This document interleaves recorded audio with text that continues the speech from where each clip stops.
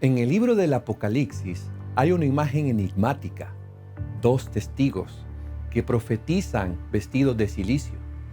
¿Quiénes son estos dos testigos y qué significa su extraño atuendo? Bueno, nosotros como adventistas del séptimo día tenemos una interpretación fascinante. Nosotros creemos que estos dos testigos simbolizan a la Biblia, la palabra de Dios, y que esta profecía habla de un tiempo en el que la autoridad de las Escrituras fue suprimida activamente. Y daré a mis dos testigos que profeticen por 1260 días, vestidos de silicio. Estos testigos son los dos olivos y los dos candeleros que están en pie delante del Dios de la tierra. Hoy vamos a profundizar en la historia de lo que muchos historiadores llaman la Edad Oscura y trataremos de entender por qué los adventistas lo relacionamos con la idea de que las Escrituras fueron perseguidas. Vamos a desentrañar este misterio y para entender esto acudiremos al libro del Apocalipsis, específicamente el capítulo 11. Las imágenes son interesantes. Dos testigos que representan el Antiguo y el Nuevo Testamento profetizan durante 1260 días proféticos y de acuerdo con el principio de interpretación día por año, según Ezequiel capítulo 4, verso 6, esto equivale a 1260 años. Este periodo inició en el año 538 y concluyó en 1798. Su atuendo de silicio no habla de aniquilación, sino de una profunda lucha. La Biblia no fue destruida físicamente, pero su verdadero espíritu estaba bajo asedio. Es importante acabar con un mito. La Biblia no se perdió por completo durante la Edad Media. La gente sabía que existía. Las iglesias estaban llenas de arte inspirado en la Biblia y los eruditos la estudiaban ampliamente.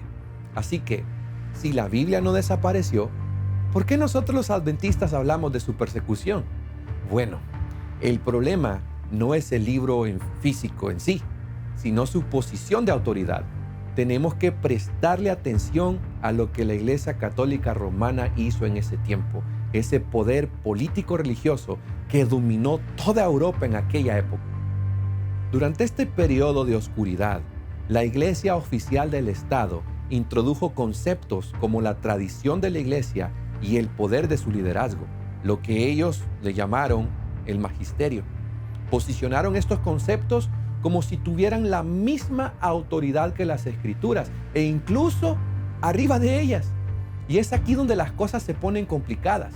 Cuando tu visión del mundo y tus enseñanzas empiezan a tener prioridad sobre el mensaje claro de la Biblia, empiezas a interpretar las Escrituras o incluso a contradecirlas abiertamente.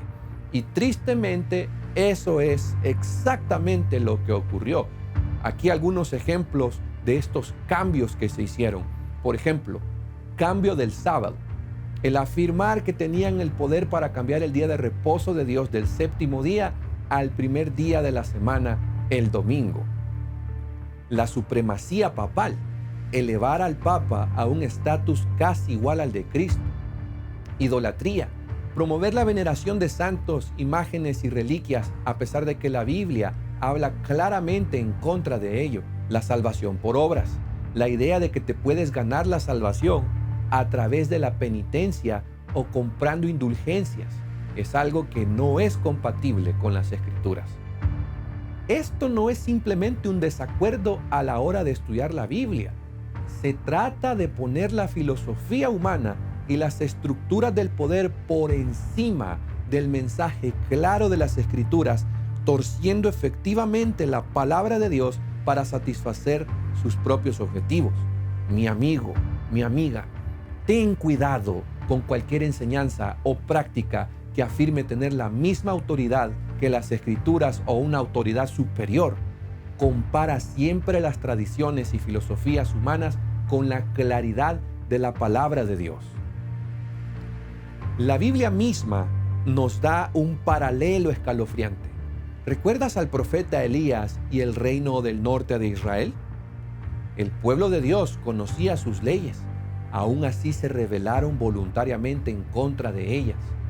La Iglesia Católica Romana, que afirmaba representar al cristianismo, cayó trágicamente en una trampa similar. Quiero hacer una aplicación práctica. Imagínate que fueras un cristiano viviendo en el año 700 después de Cristo, justo un siglo después que iniciara el periodo de los 1260 años. ¿Sabes lo que está sucediendo? Amas la palabra de Dios y te das cuenta de que quedan siglos por delante con estas mentiras. La pregunta: ¿cómo mantendrías la esperanza? ¿Cómo seguirías siendo devoto cuando las mismas instituciones que afirman representar a Dios han manchado todo el panorama? ¿Cómo pasarías esta fe a tus hijos sabiendo que la lucha no iba a terminar en tu generación? Honestamente, estas preguntas nos retan a nosotros también, porque aguardamos un evento distinto, el segundo regreso de nuestro Señor Jesucristo. Vivimos en un mundo donde las filosofías y las opiniones parecen gritar más fuerte que la simple verdad de Dios. Mantener la esperanza en tiempos difíciles requiere que nos enfoquemos a largo plazo. ¿Enfocarnos en qué? En la fidelidad de Dios y no en las circunstancias inmediatas. Amigo, amiga, invierte en tu relación personal con Dios a través de su palabra. Asienta a tu familia y a la siguiente generación sobre el amor por las Escrituras. Secase la hierba, marchitase la flor, mas la palabra del Dios nuestro permanece para siempre. Afortunadamente, la palabra de Dios es incontenible. Tal vez haya sido vestida de cilicio, pero la historia no ha terminado. Piensa en las almas valientes que lucharon por la autoridad de la Biblia durante la Reforma. Algunas personas arriesgaron sus vidas para traducir las Escrituras a los idiomas del pueblo para que todo el mundo pudiera leerlas. Ejemplo de ello fueron los precursores de la Reforma, los valdenses. Ellos arriesgaron sus vidas para preservar y compartir las verdades de la Biblia. Los valdenses vivían en los valles y montañas de los Alpes del Piamonte, una hermosa zona del noroeste de Italia que limita con Suiza al noreste y con Francia al oeste. Y durante siglos, los cristianos allí pudieron adorar según su conciencia, pero llegó el momento en que Roma insistió en su sumisión. Ellos sirvieron durante un tiempo de gran oscuridad como un vínculo fiel entre la antigua fe apostólica y la reforma que vino siglos después. Y esta batalla por el lugar legítimo de la Biblia fue ganada con muchísimo esfuerzo, costó vidas.